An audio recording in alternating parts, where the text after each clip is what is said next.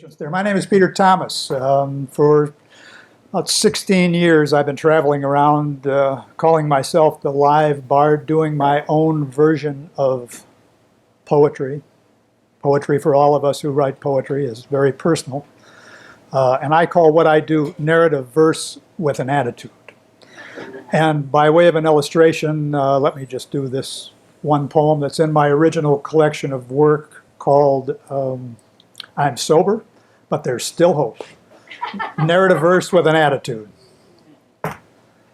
When we were kids, Leo was our hero. He would shoot baskets for hours in the alley behind his parents' garage. You could hear his pounding dribble a block away. We'd get our ball and walk over and ask meekly if we could share the court. Leo always said yes, even though he was on his high school team and had to practice every day, even in the snow. We kids would play 21, shooting from set positions, each progressively farther from the net. Leo would continue his solo drill, dribbling and shooting from all over the floor. I don't think we knew back then that the rim of the net was exactly 10 feet off the ground. The one thing we did know was we wanted to try to shoot and move just as well as Leo. Today, hoops are mounted on adjustable poles, an insidious egalitarianism posing as benevolence. It's symptomatic of our enervated culture that now everyone can dunk the ball and heroes are passé. 10 feet high, ladies and gentlemen. Emery, how much? Well, I got 15 minutes? What do we got? 10 minutes. All right, next. That one, we can throw that one. I got 3 hours of stuff here, Emery. No, I'm kidding.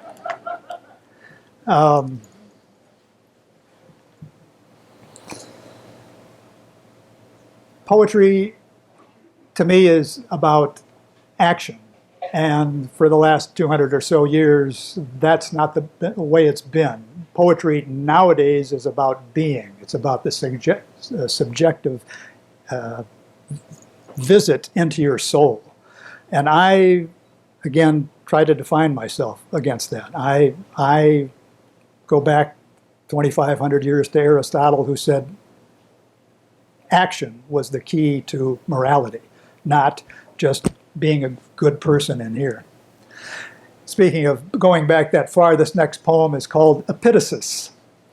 In ancient Greek, theatrical performances were esteemed as providing lessons for our daily living. Dramas were arranged into multiple segments, the pivotal one being the epitasis, where key events occurred that foreshadowed the eventual catastrophe. Epitasis. Waiting, a vexing burden defining our fractious age. Each of us sullen, irascible, like an insect sealed in a jar. Constricted by the sheer mass of our own kind, each life is thwarted at stoplights and checkout lines. Of course, animals don't wait, except maybe cats. Difficult to imagine a convocation of politic seagulls calmly queued on a beach, politely waiting their turn to dine on a fish carcass that had washed up on shore. And children of Homo sapiens don't wait. Consumed with themselves, the little darlings are forever clawing at the limits of restraint, thoughtlessly darting onto busy streets one minute, methodically plotting perverse mischief the next. Waiting, a once noble override of bestial cravings. Yet see how we rebel against this beneficent alienation. Now, with our hairy knuckles dragging on the ground, we blithely swagger down the path that inexorably leads us back to that anarchical state of nature.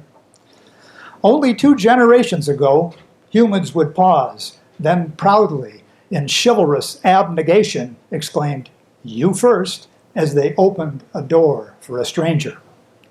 They embraced the paradox of individual desires versus societal demands. They called it civilization. Epitasis. Thank you. We're on the downward slope now, or almost. This next tale is a true story.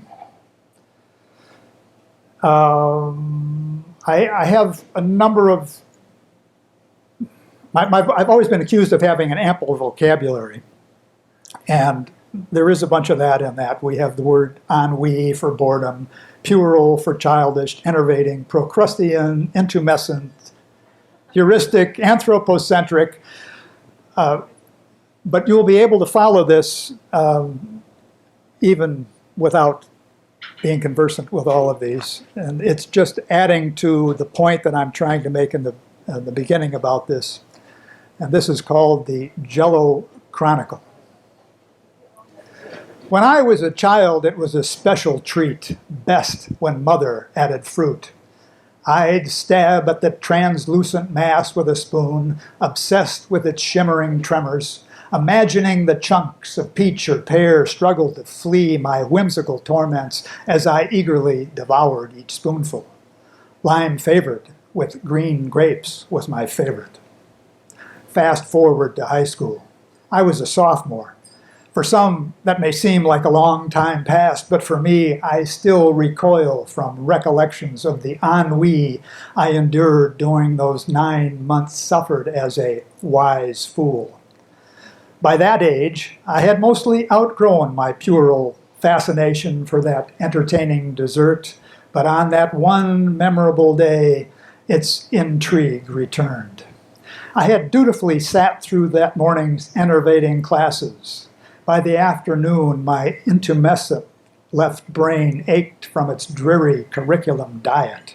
My little gray cells were approaching cerebral paralysis from the tedium of such activities as conjugating Latin verbs, or scribbling cryptic iterations of algebraic formulae, or committing to memory assorted biological creatures by arraying them in that Procrustean scheme of taxonomic classification devised by the Swede Linnaeus: kingdom, phylum, class, order, family, genus, species. Yes, on what was to become a most instructive day, my contemporaries and I sat mired in docility, regimented in our alphabetically assigned seats. My brain, now swollen from force-feeding, putrefied like an overripe cabbage, as my once upon a time inquiring soul suffocated from the pedagogy which foisted the saliency of analytics as a lame substitute for intellect. Fitfully I gazed about, searching intently for potential allies, classmates with glassy eye stares, potential recusants who, cognizant of their servile complicity, might join an attempt to escape, or even rise in defiance against our school's cloying fare. Alas, all sat steadfastly impassive.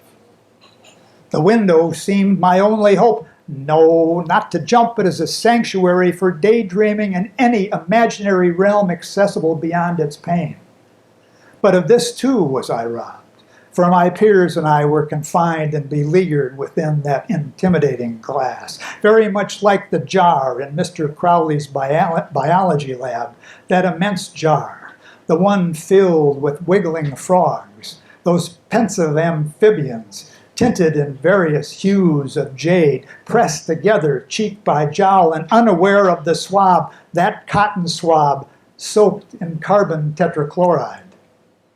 Oh, grandest of scholastic delights. We were all about to be collaborators in our own miniature hobby shop version of Auschwitz. The frogs then gasping, panicking, convulsing, the students collectively moaning their spontaneous revulsion. Soon, both frogs and students were still.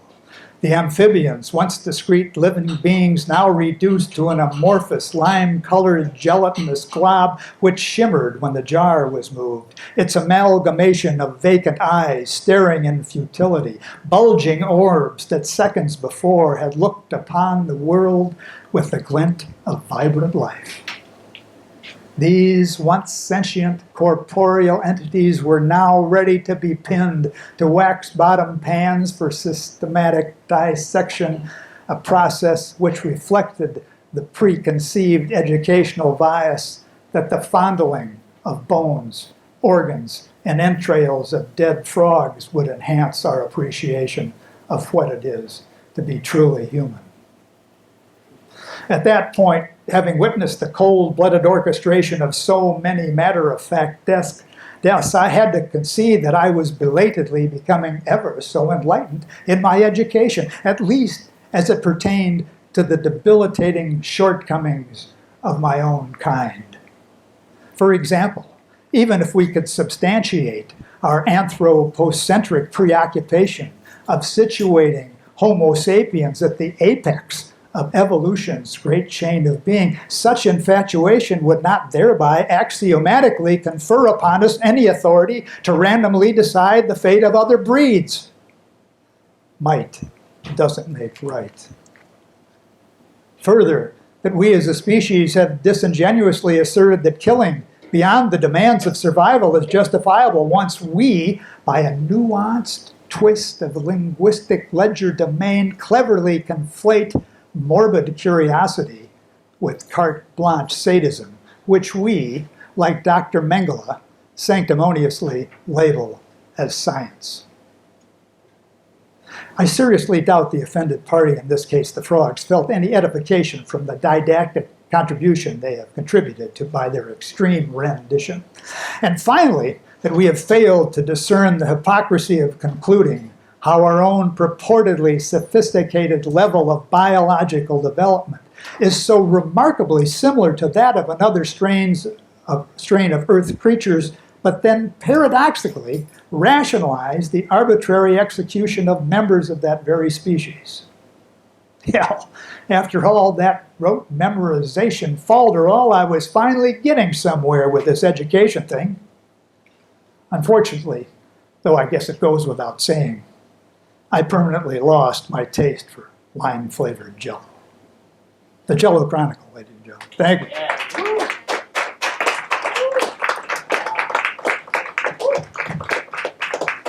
I call myself again the Live Bard, and I'm on the web, livebard.com. Got some videos on there. Stop in and see me. Thank you.